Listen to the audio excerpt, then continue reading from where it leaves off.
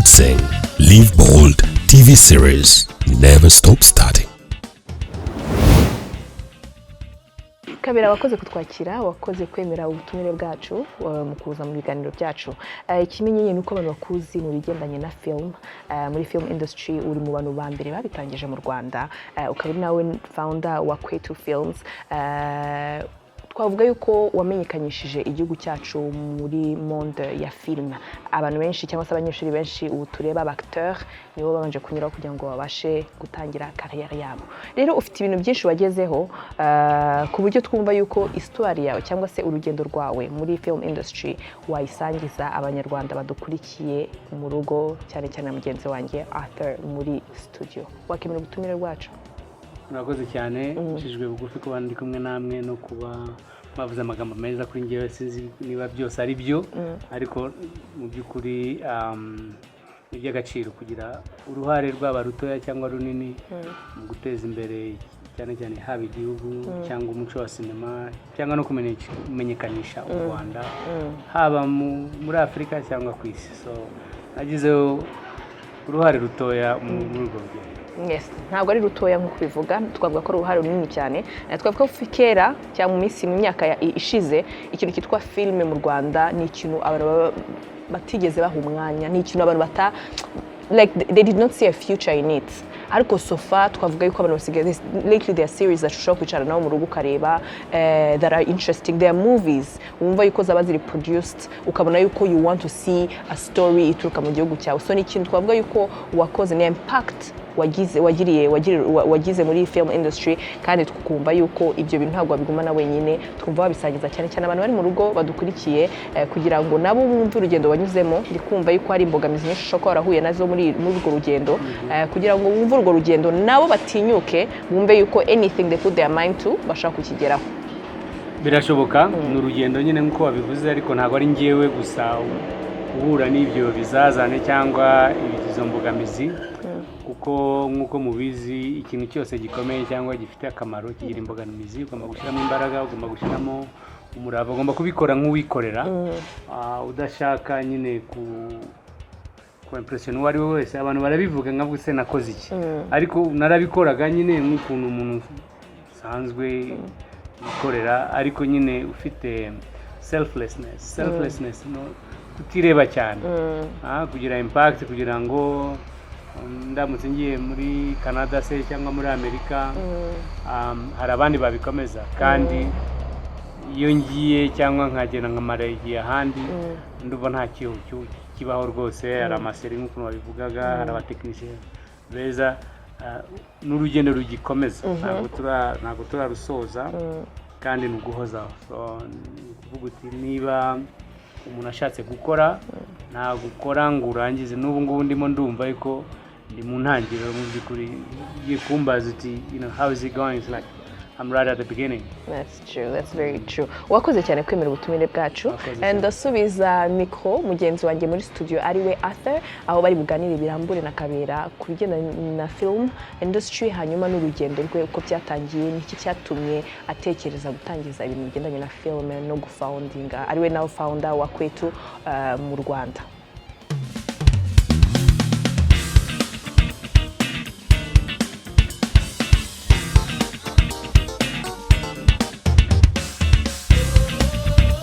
MUTZIG, Live Bold TV series, never stop starting.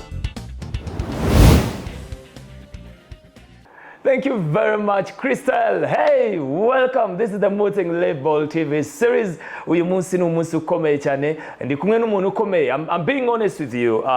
Eric Kabera. Bwambere menya Eric Kabera, it was through my dad. I think you had a project together, mwarakoranye 100 days. Narindi muri primaire by then. Make me feel good.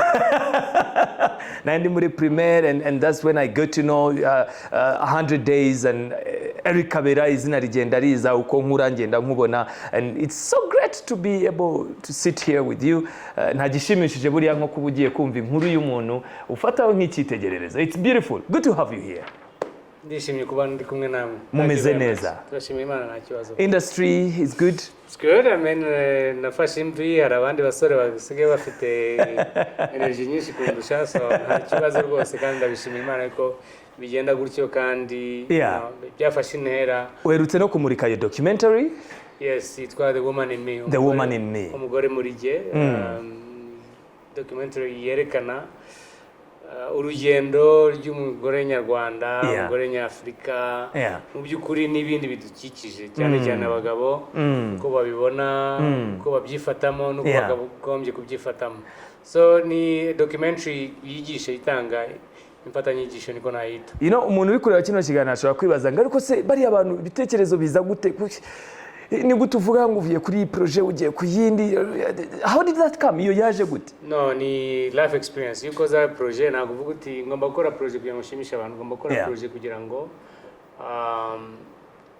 ibintu ureba ibintu byo wiyumvamo ibikubaho n'ibikuba ku bandi bantu ukunda cyangwa wifuriza neza cyangwa ikintu mbese kigutusha ku mutima nicyo cyane nkoraho ndeba ibinkikije ntabwo nshakisha kure inspiration ziba zikwegereye cyane well ushobora kuba utazi ibigwi bya Eric Kabera he's a filmmaker akoze film menshi documentaries menshi afashije abantu benshi bari muri industry ya filmmaking ya kwetu kwetu this is the guy I make me feel like a kingpin no you know this show tugerageza kumenya ikiba cyihishe nyuma kugira ngo umuntu akore ibintu nk'ibi ngibi bihambaye and I always want to start when you're a child ese wakundaga film was it there wari umeze utukiri umwana ubundi nkunda inkuru nkunda kuganira n'abantu banzi bazi ko nkunda gutarama no gutera inkuru n'abantu cyangwa kumva inkuru ariko zitari inkuru ziri aho ngaho gusa ni stories zubaka stories zituma numva mbese ubwenge bwanjye buvuye ahantu bukajya ahandi so ntago njya ubwo gusa abagabo batazwiho gosipinga ariko hari abagabo bagosipinga I'm not one of those guys so nakundaga inkuru kuva kera hari ma uncles kera kuko nakundaga inkuru z'umupira hari umunyamakuru muri Congo bitaga Kabura mwana Kabura nano baracyahari so naramukundaga niyo ngiye kuvuga nkamwigana so niko byatangiye mu by'ukuri ndana nkora I cause the child education and psychology ku ishuri. No. Cyane nkora law mbivamo njya mu bunyamakuru. None se iby'inkuru gukunda inkuru hari icyo hari uruhare byagize mu guhitamo amashuri wize? Cyane kuko urumva uri mwarimu uravuga nyine ugiye imbere y'abantu ukavuga ugabatera inkuru ariko ibyo washatse ndibuka njya gukora na examen yanjye ya mbere muri secondaire kugira ngo babyitaga pedagogie autodidacte. Ukajya mu banyeshuri ukababwira nyine ko I excelled ariko mathematique yarangoye ubwo n'ubu n'amafaranga ngira sinzi kumenya kuyabara the math doesn't math it doesn't math ariko nta kibazo buri muntu wese agira strength ye iyo ni strength yanjye nzi kwandika inkuru nzi kuvuga inkuru nzi no kumva so mu by'ukuri niko byatangiye ikindi nkunda amateka haba y'igihugu cyacu yo muri region ya East Africa cyangwa muri Africa muri rusange no ku isi yego n'ubu ngubu abana banjye yagiye bambwira ariko ibintu ureba hari amafaranga birimo umuhungu wanjye ukunda business cyangwa ibyo bintu birimo ni ibintu bya emotion amafaranga birimo bandeba inyoni wildlife, ukunda kumenya evolution of human beings history ibintu nk'ibyo ngibyo kandi birafasha iyo ushatse kumenya civilization y'abantu ukamenya ko atari wowe wenyine babyaye abana barakura bajya muri university n'inyamaswa so it's a cycle of life so buriya rero witegereje cycle of life birafasha cyane birafasha no myumvire I want to understand ni iki kikwenteresa mu bintu byose kuko numvise kubara inkuru kuzandika kumenya ariko muri ibyo ni iki ubushakamo specifically as a person I just want to be a good human being and it's very hard to be a good human being kuba intungane kubaho hari icyo ufitiye akamaro societe urumva niba ari umuntu ugutekera ukamwubaha ariko uzi kugutekera ukanamushima so icyo niyo principe yanjye.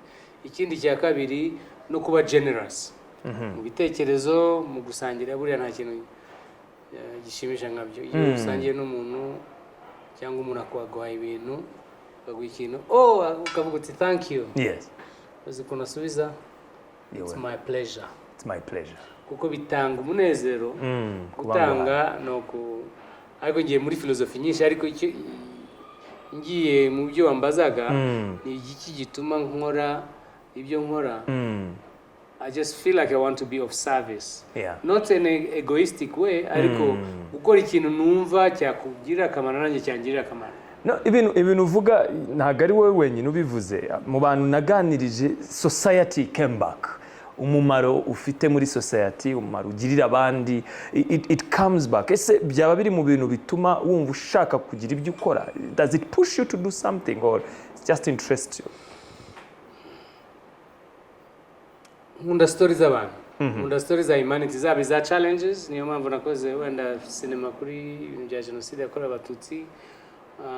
Akababaro k'abantu iyo kabaye ndakiyumvamo, cyangwa nishimira n'iterambere ry'abantu, ariko nishimira iterambere ry'abantu bafite nabo intumbero yo gufasha abantu. So that's a little bit my philosophy. Kandi ibyo ngibyo byagiye bimfasha ko nagiye mbona n'abandi bantu bamfasha. Yego. Ntabwo ariko nabikoze kugira ngo abandi bantu bamfashe, ariko that energy cyangwa iyo philosophy yagiye inkurikiranaho. So societe yego, ariko societe yangira kuri wowe. Mbese ibyo ukora ntabwo bibangamira undi kuri ku ruhande, haba wowe cyangwa undi umuntu kuburebera kure. So ibyo ngibyo ni philosophy ikomeye cyane, kugira ngo ntube gusa nyamwigendaho cyangwa self-centered. Ariko bitabujije yuko umuntu ni mugari, aba ari self-centered. Niyo mpamvu wambara ishati ryiza, ukambara isaha nziza, kuko uba ushaka nyine kugira ngo that attention ibeho, ariko byibura nawe inspirinze n'abandi kugira ngo bagere ku byiza waba wifuza kugeraho cyangwa. So that's a little bit my philosophy.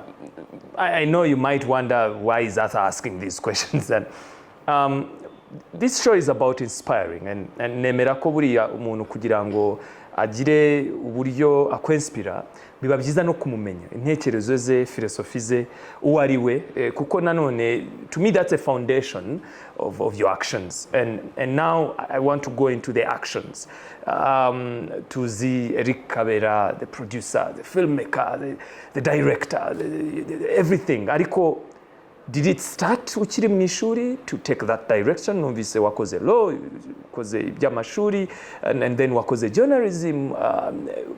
Byatangiriye he? Where did the paths zatangiye gufatwa? Utuyira twakiwe at what level? Nugukunda kuganira n'abantu no kuba curious until today. So nangize amashuri nje no mu Rwanda kugira ngo nkurikize law, nagiye muri LK igitangira kera bakiga kuri Yamaha, and then I just I wasn't cut for that. It wasn't ringing, kuko nahuraga n'abantu benshi and curious mu Rwanda tukiva muri jenoside yakorewe Abatutsi. So I'll meet a lot of people, very very intelligent people, and banditse ibitabo ku Rwanda, abakoze amafilm akomeye ku Rwanda. So those were like my entry point yo kugira ngo nige cyane. So mbigumamo, ariko mbigumamo niga kubyo bafite, nigisha cyangwa nabo mbigisha kubyo dufite mu Rwanda. Buriya isi ni magirirane, ari na philosophy ababizi, nuko n'abanyeshuri nigishije nibo ba partners banje. So I'll teach you and then I'll give you the space kugira ngo nawe unyigishe. Ntabwo abantu bose bagire iyo humility, ariko ababizi abo dukorana cyangwa twakoranye, I believe in that. It's both way. I believe yuko ushobora kugira umuntu ukamufasha nawe akazagufasha byimaze. So niyo philosophy niko ntekereza, ariko wenda ntabwo bikunda nk'ukuntu byifuza, ariko you have to do what you have to do. No, but I'm getting what you mean. And did that uhuye nabo bantu, you are in law, were they the reason why you changed or took a different direction? Niyo mpamvu wahinduye? Yeah, kuko nabonye n'abantu bafite gahura n'umuntu Finland, Sweden, Denmark, South Africa, Japan, China, urumva ari cultures zitandukanye but all are the same. Abantu bose baba bafite one philosophy, you need to take your kids to school, you need food, you need security, you need the needs, the basic human needs. Because Beverly Hills, Tokyo, Paris, the needs is the same. Yeah. We all need to be loved, we all need to be cared for. So is a philosophy na genzi bona mu bantu benshi batandukanye n'abatazifite bikamisomo. So bituma rero byatumye nshinga ishuri, byatumye shiraho imbaraga kugira ngo dukore 100 days na NICUs. Ndibuka we even have those footage. Nigisha abantu kuba resilient. You're talking about 1996, 97. Resilience. It's like, guys, don't eat today, because if you eat, we're not gonna eat tomorrow. So I remember those conversations. Muri said, yeah. It's interesting. Nago twabirangiza, but I just want at least the surface here. You are in law. I mean, I don't see anyone who leaves law and then takes the creative side. Ufashe in this side. Muri wowe wumvaga ari ikintu kigukurura, was it a calling? What was it? It was a human story. Kurumva 95, 96, the catastrophe, the aftermath of the genocide is huge. Yeah. So kuvugana n'umucika cy'umunyamata cyangwa wo mu Bisesero, no university can come closer to that. So that was like my biggest education. Wow. N'abasirikare b'inkotanyi barwanye for 4 years, and then everything that they saw. You did not need to talk to them. You just need to look at them and to observe them. Yeah. And if you're an observer of the society, that gives you a lot of understanding and appreciation. Interesting. Pulled by the stories. This is the MUTZIG Live Bold TV series.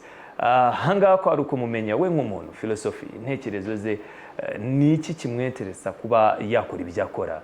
And personally what I'm picking nuko buri umuntu agira byinshi abafitemo interests, ariko pursuing your interests is key, and following stories brought you where you are now, and that is an interesting thing. We're going to go in a break and I'll pick it up from there, but what are you listening to? Indirimbo uri kumva muri iyi minsi ni zihe? Do you have a playlist? Hari indirimbo ziba ziriho? Give me something. Hari nyinshi zige numva cyane cyane indirimbo z'inyarwanda. Like the Brisk Melody and all these young men and women who are rocking the city. Yeah. What is playing in my mind? Yeah. My mind is for you, my Lord, I dedicate my love. It's a gospel song. Who is your guy? It's a gospel song. I'm with music, my God. May the Lord have mercy on us. Well, coming back, it's a beautiful song. To you, you can make it a gospel song. To you, my God. Isn't that a gospel? It's not a gospel. Oh my God. But anyway, very good. I mean, for me, I take it as a gospel song. I'm going to start. It doesn't have one of those words that we listen to. At all. Is it a clean song? It's very clean. Okay, very good. Well, we dedicate this to you. It's a beautiful song, and coming back, turaganira tumenye ese noneho ni gute yatangiye ibikorwa bye, si igikorwa cye cya mbere yakoze cyari ikihe. This is the MUTZIG Live Bold TV series, and I hope you're getting inspired. See you back.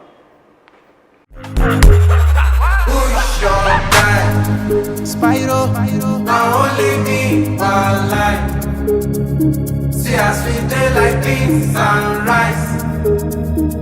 I will never leave your side. I will never, never go. I dedicate my time to you, my guy. Even if the road be rough, I don't mind. 'Cause you be my G for life. As I never see you online, it they worry me and it they give me consign. Yeah, I be ringing on your cellular. Where you at? My body no fit settle down. Yeah, I'm hoping you okay. We got to party tonight. Many just stay for mine. Yeah, me and you they like head not my guy. Welcome back, beautiful song. Hey, ndi kumwe na Eric Kabera is one of the best filmmakers we have here in Rwanda, and by the way in Africa urebye ama festivals amaze kujyamo arenga 60 over 60 festivals. You've done a lot, and I know we don't have enough time, ariko ndi kugerageza gufata utwingenzi. Now I know you're thinking in terms of your philosophy, how you are centered, how you see yourself. Now I want to know how you start, how you begin.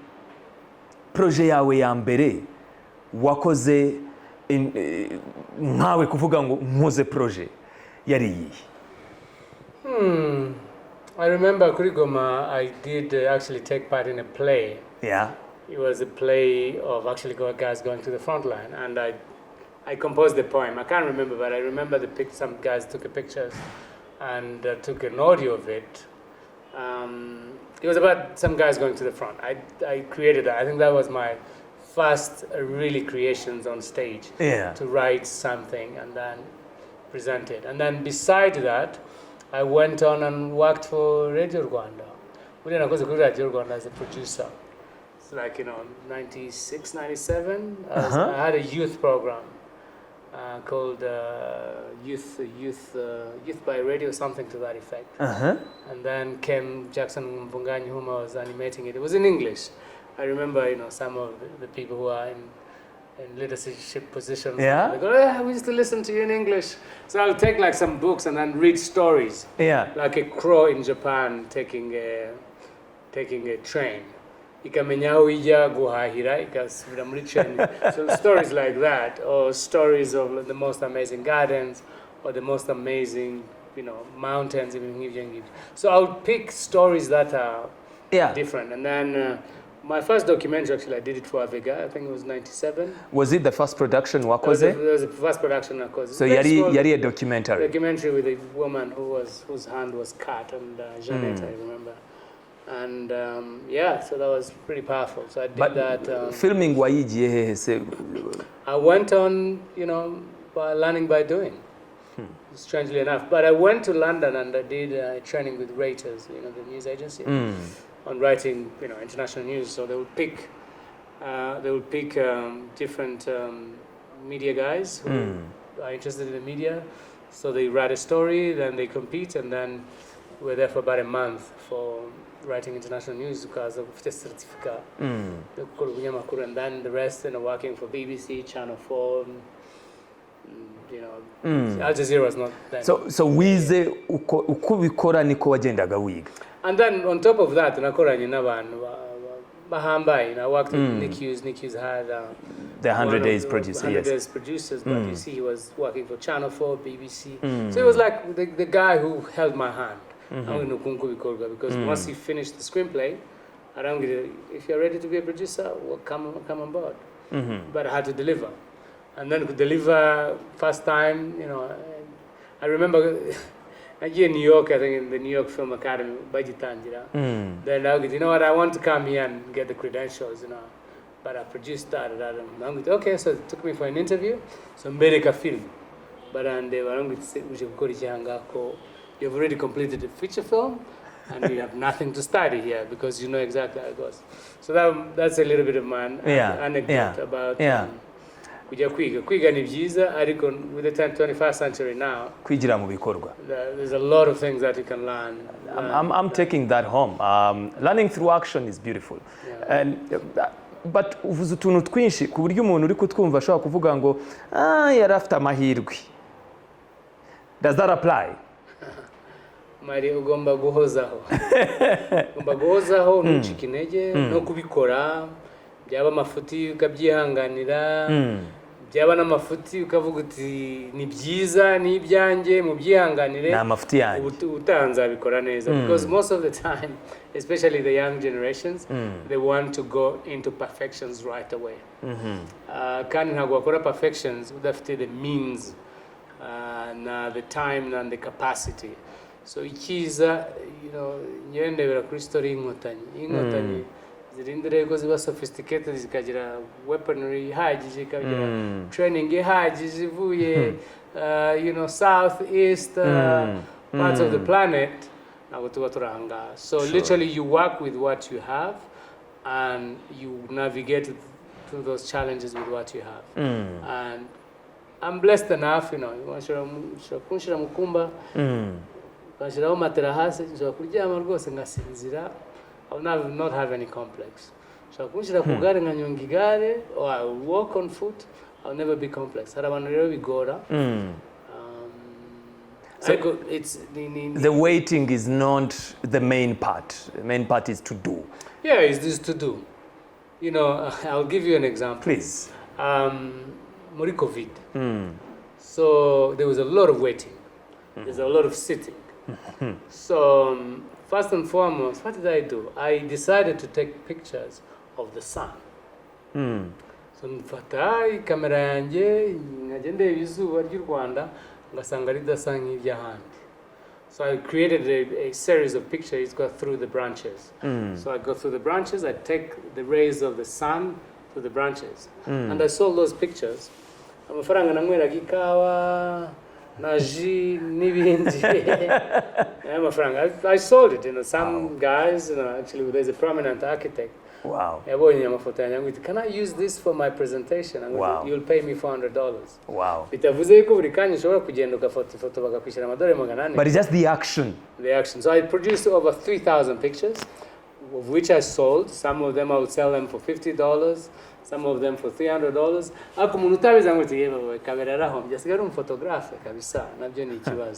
So that's the element. And then the second thing, my wife is a preacher.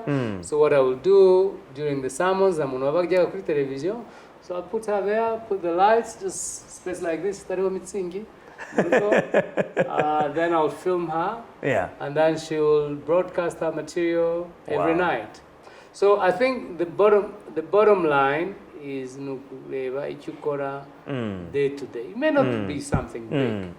Mundabivuga abantu bakumva yuko wenda byoroshye ariko ushobora kuvuga uti ni iki nakoze none. Ariko nabyo nibibe rush ntugire wasiwasi. You just have to do it as it comes. Nagiremera nawe natha nawe nakubete nawe na. As long as hari progress, a step, but don't monitor it. So ikindi rero abantu basige bagira muri iki gihe cya anxiety nabo bizanamo na mental health problems. Ugasanga umuntu they want to compete with others doing this. They have many cameras. You should have many cameras. No, you can have your phone and you create a small content. And I've done this before, and that's what I teach at my school. It's not about the bigger things. It's actually about the smaller process and how you do it. If it impacts you, can you explain it? So nibyo ngibyo ushobora kubisobanura bigaba muri jani yawe niwe muri jani yafa yande progress ari kuri still philosophical. No, look, turagufite, so I'll take advantage of it. Personally, I know you have a lot of experience. Ufite byinshi uzi, ufite byinshi wamenye. I want to come back after the break. I will select one of the experience that I would love to specifically understand. One of the production that you did, 100 days. Why do I go on 100 days? It was the biggest to you when you were starting to the movie Home BBBD. I mean, this is what, 23 years later? Because that's your beginning of a bigger career. I'm interested in that experience a lot, especially kwa Zengo Nick yagufasha kaboko kakuzamura ese yabyihitiyemo cyangwa nawe ubwawe you positioned yourself gufatwa kaboko because ari gihe duhura n'abantu ariko amaboko ari inyuma, and I would love to know that. But give me track number 2, just second song that you'd love me to play. I would love to know your playlist. That's another thing why I'm here. Okay, that's one of the songs, unless if Bruce Melody has another one that will compete with that. It's Jerusalem, which I'll use actually in my next movie. Oh, yes? Jerusalem, because I love the way how it dances and that. Yes. My co-writer wants us to use it in the movie, but I'm sure I'll have some Bruce Melody. All right, let's go. Jerusalem, a beautiful song. Coming back, turaje tumenye ese byari bimeze gute. How was it for him to create his first feature film? Never stop starting. Now, we seated with people who are still starting until now with everything they've done. This is the MUTZIG Live Bold TV series. See you back. Jerusalem, ikayalami, ilondoloze, uhambe nami, zoom ngishilana Jerusalema ikayalami ilondoloze uhambe nami zungangishilana dawo yami ayikholana buso wami awukholana ilondoloze zuhambe nami dawo yami ayikholana buso wami. Beautiful song. Hey, welcome back. Ndi kumwe na Eric Kabera. I don't know about you, but I'm learning a lot. Progress and taking action is key. But let's get to understand. Bimwe mu bihe waciyemo, abandi ntabwo tuzi ibyo twari turimo, wowe wari uri gukora film. Ntabwo twari tuzi future films cyane mu Rwanda by then. I remember the cast, harimo ba Davis, harimo the lady hari umukobwa wakinyemo. Yes, harimo Stephanie, Sylvie, sorry, not Stephanie, Sylvie. Harimo abantu bagiye batandukanye, and I would love to know the experience to you nk'umuntu wari ubigiyemo bushyashya. How was it? Uriya nta kintu cyiza nko kwiga kuri front line. Nigiye kuri front line. I don't know, so and that's how people become generals, because they have to survive the battlefield. Nibuka nararwaye ndakena mwumvisinga abantu ngo baze uzi kuza mu mujyi wa Kigali ukabona abazungu bahitaga ngo itimba, you know what a feature film is. Yes. Would you please come and make you know, your dedication to the first feature film being made on the genocide? Like, well, that's interesting. So ndibuka yuko nazanye nk'abazungu 15 bavanye mu mujyi wa Kigali nta n'amafaranga mbishyura. Wari ubazi se cyangwa mwarahuye? Ntabwo nari mbazi. I'm that kind of guy. I'll come to you and ask you money. And most of them came, and they made history. N'abandi bose naje, you know, Kalisa, our ambassador in Cairo, I convinced him. I went and convinced the Ministry of Sports and Culture, gushyira amafaranga muri cinema, but you know, I'm glad our Excellency, you know, he has always been a visionary. He understood. So we had the Ministry of Defense at the time deploying tanks. Wow. Army personnel to give us the support. Kuko, you have to that kind of support. Kugira ngo byishyure nagwa wabona n'amafaranga ibyishyure.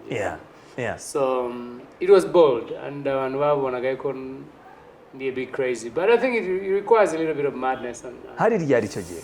you're talking about 96, 97, like 2 to 3 years after the genocide, because the film was made 97, 98, and yeah, and then 2001 it came out. It took us 2 years even to release it. So before tumwanya, so ari gihe umuntu ashaka gukora film agashaka yuko isoko ejo kugira ngo agenda itware ku isoko ayicuruza. Wumvaga sizasohoka, like course, yeah. To you, did you have the vision from the beginning? It's historic. Even my friend Amgiti, we have a plan to do a kind of the making of 100 days.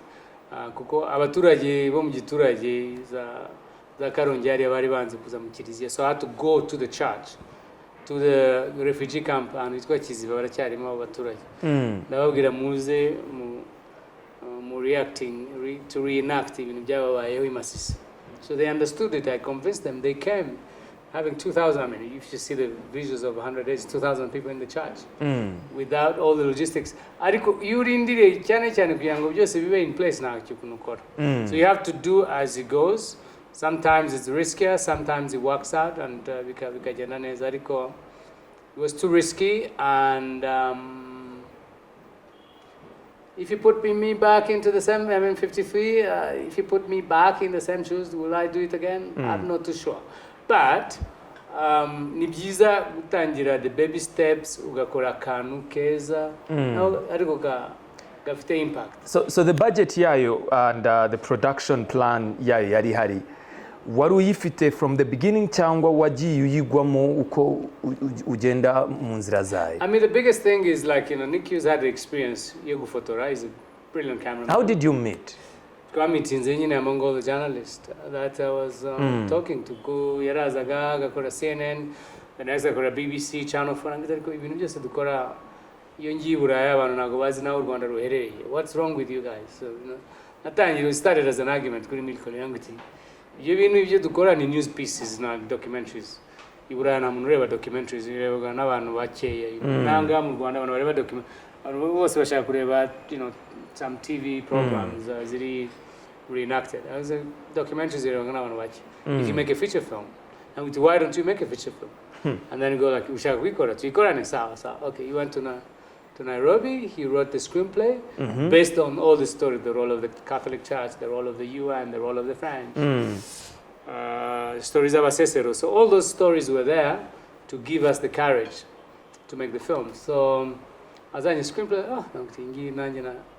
niyo nakabaye nifuza kuandika. So I brought him araza mu Rwanda abiwanje ukwezi madamu wanje atugaburira tutekera tuba hafi ngenda ahantu hose from one bank to another, from one ministry to another. It was very difficult. And then I said tugira abantu ko turimo turakora film. So turagenda tugira abantu ko dukora film. Milcolini do a room. I'm sure your dad will remember that. I'd never paid for that room. Wow. And so we used that room for about a year and a half.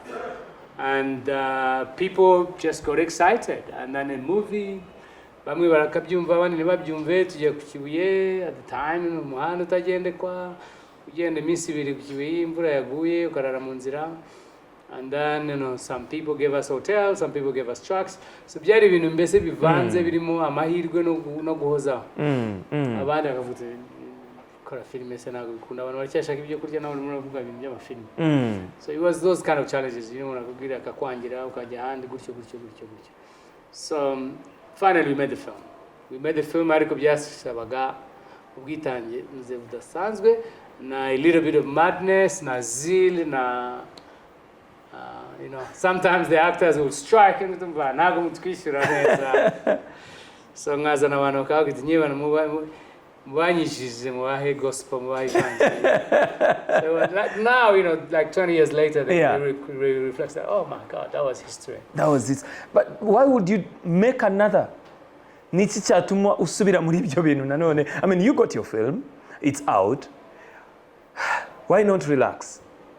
Yeah, but at the end of the day, urumva hari the story of having your own history being told to the eyes of other people. So niyo mpamvu twavuze tugomba guhozaho kugira ngo tukore izindi documentary. Niye the film came out, the survivors aho guti ibintu bise by'aba actor n'ibiki byose ntabwo ari ibyacu rwose. So I felt a little bit offended. So I decided kugenda mfata kamera ngenda mvugana n'aba rescapé. So like the documentary keepers of memory n'aba rescapé gusa barimo nta voice over yanjye nta bintu byo kwandika by'ubwenge bwinshi. Ubwenge burimo n'ubwa rescapé n'aba people went through that. So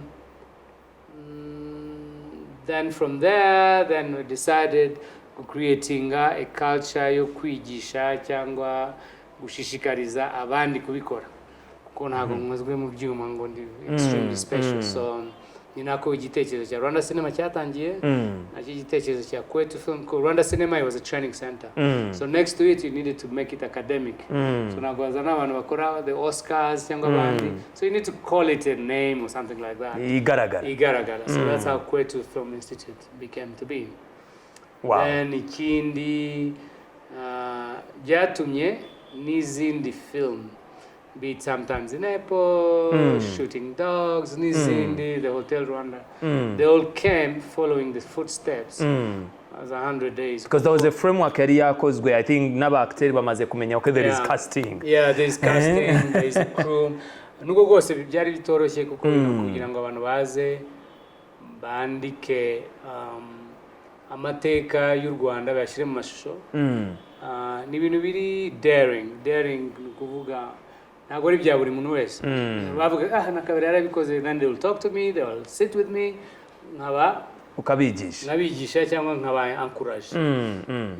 For some of my peers go ariko niyongeye ni competition, ntabwo ari competition ya jenoside, ntabwo biramo competition.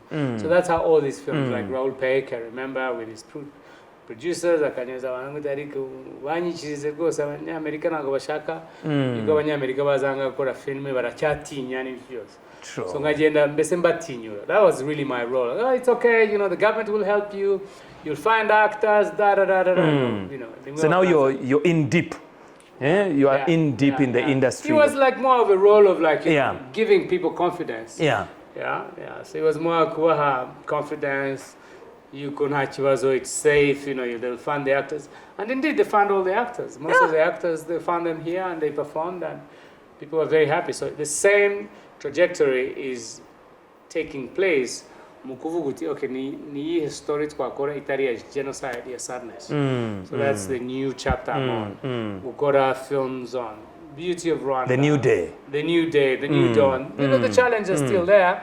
A new narrative out of Africa. Yeah. And Rwanda is positioning itself to do that. And that's why I spent about 14 months in Hollywood, talking from studios, producers, directors. So some of the producers that may be coming here, some of them I'm talking to them. There are new talents. There are stories there. There are people. There are people who can do comedy. There are people who can act. So ibintu nk'ibyo ngibifata rero umwanya n'inyivanjiri nyine nuguhoza ukazajya wigisha ugasubiramo ukongera ukigisha.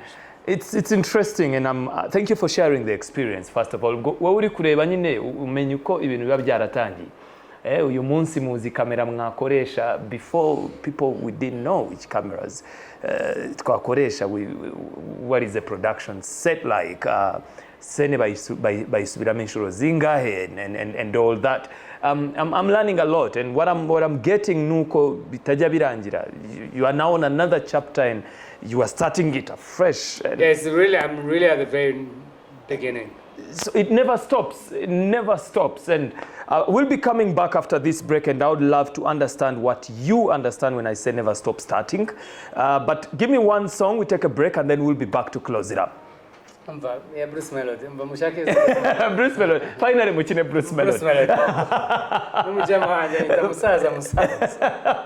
After Bruce Melody, we'll be back to Achari kumwe na Eric Kabera. This is the MUTZIG Live Bold TV series. Shira kumutima y'amagambo aho atazigera sibama umvuko n'abantu bahoze kuva kera ndetse na mbere bazatubona badusekere gusa siko babyifuza kuri ubu ntacyo ruhana mba. Oh my darling, would you love me hard? Bazatwanga ntacyo dupfa nuko kandi ntibizahinduka. Uzankunde nanjye ngukunde nubwo bitazigera byoroha.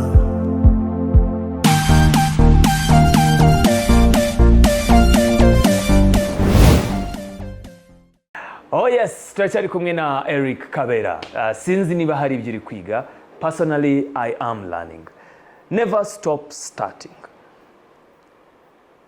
Ubitekereza iki? What do you think? What comes in your mind? Nukwiga. Nsigaye nifata nka mwarimu utashaje cyane, ariko nukwiga no kwigisha. So those are the two things. So shaka kangurira cyangwa gushikariza abasore n'inkumi cyangwa n'abandi bantu batari abasore gusa kuza tugatyazana niko twabyita. So our school is open, my line is open, so ariyendeba abantu banyandikira muri Senegal, Nigeria, Uganda, Kenya baza kwiga muri kwetu.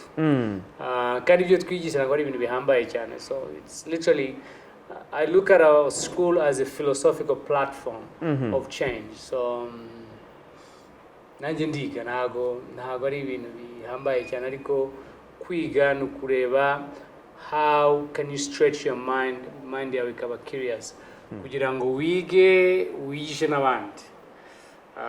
From camera to sound to editing to storytelling and to understand other people's cultures. And then, of course, muri ibyo byose, even this month, we have a special program on advocating for awareness on mental health using film and media. So, dufite abarimu bazava muri University of Lincoln kugira ngo turebe ukuntu twakoresha film cyangwa amashusho cyangwa kuvuga inkuru kugira ngo stigma ya mental health iveho cyane cyane muri za families, kugira ngo stakeholders, kugira ngo habeho za clinic nyinshi n'abantu kuvugana no gufashanya no kugira ngo ibyo bintu bitazatungura abantu kuko iyo wabigizemo experience haba umurwayi cyangwa umurwaza mwese murabyiga hamwe. True. So that's my small contribution into that, beside the women program that I just finished. So there's a youth program that is dedicated and designed to help on the advocacy of mental health and mental health awareness and policy for policymakers, educators, families and children. It seems like you're still starting. You never stop, literally. Will you ever stop? No, it's, life. Okay, I was talking to my friend, it's just like, say like there's no such a thing as a time. It's just like, zunguruka. We just age. So for me, my new philosophy or my new understanding is like, what is it? Nothing changes, and nothing changes, everything is constant, and then nothing is permanent. Okay, that's the thing, Najihoraho. ushobora kubiremera ukajya Kicukiro. Ubu ngo amaze kuba nabaye Remera, Remera hepfo, Remera yangaha, mba Kacyiru, mba mu Kiyovu, mba Kacyiru, nitwa kanseri, mba ku Kinamba. Urabona hano hose namaze kugenda. So you different rooms and different places. So ngo ni Gacuriro, Vision City. So you wagize philosophy yuko you are evolving. You're always starting again. It's a beautiful philosophy. Biragoye ntabwo ari buri muntu asigira iyo mindset. Yimuka umva akibaza dushe yashize urumva kuniyanganaga cyangwa piscine yari afite the comfort zone. So mbifata, I was telling my friend the other day, mbifata nk'iyo uviye mu ndege kava KLM kajya Brussels kava Turkish. Do you see what I mean? So you feel the change. You don't own any of the planes. That's what I mean. True. So you should not feel that you own any of the house, any of the cars. It's a bit philosophical. I get your philosophy. But, Life, I really get it, and it makes sense, which but gives it's a you privilege. Maybe it's coming from me because I'm this age. Maybe I've had some privileges. But maybe my philosophy has helped me become who you are. Because one of my friends was trying to say, so now you're moving, you're going into different places. So where do you live? Do you live in Hollywood? I go, no, I'm Hollywood temporarily. I'm here. I might go to Hollywood. I may go to Houston. So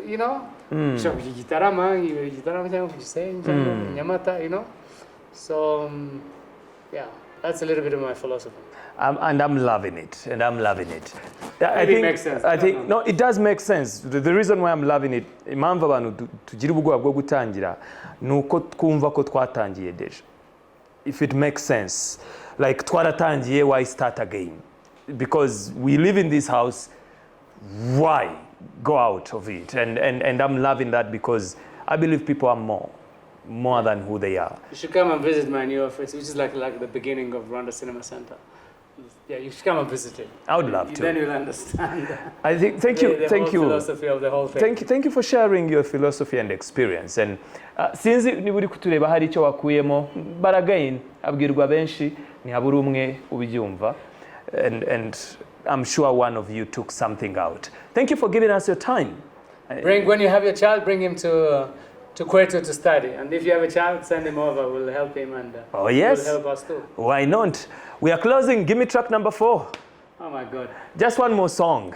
What is Jody? This is Jody, the new hitting artist. What's her name? Do you know? No, is it a female? The girl. We have different ones. We have Ariel Ways. We have Aline Sano. Aline Sano. I think it's Aline Sano. Aline Sano. Aline Sano dropped a new album, so give me any selection from it, and then we'll be saying goodbye to you. Key. Comment ça va, beba cha blage? Kuchitu jichi nizi matre. Nirukuchi zawe ngachi zanye. Sinzi mpamvu rompe hotwa kwamye.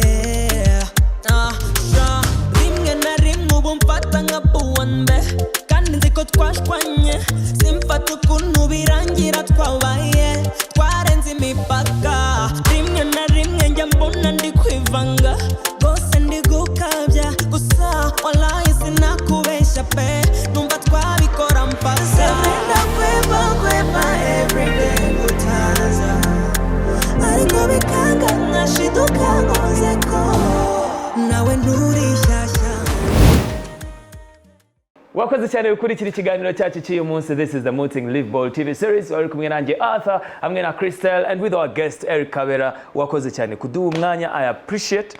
Nta cyiza nko kwigira ku bitabo bikiriho. It's a beautiful thing. It's a beautiful thing. Thank you. I appreciate it. Well, I've named you one. Thank you very much. Thank you very much. Appreciate it. All right. See you then. Tuzahura ubutaha.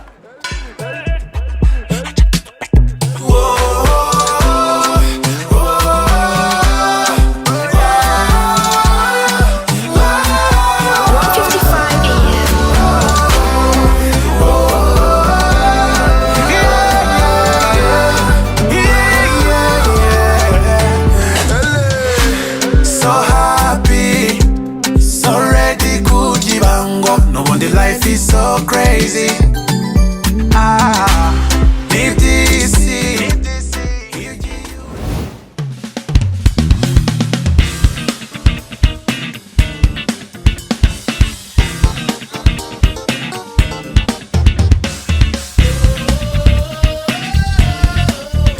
MUTZIG Live Bold TV series. Never stop starting.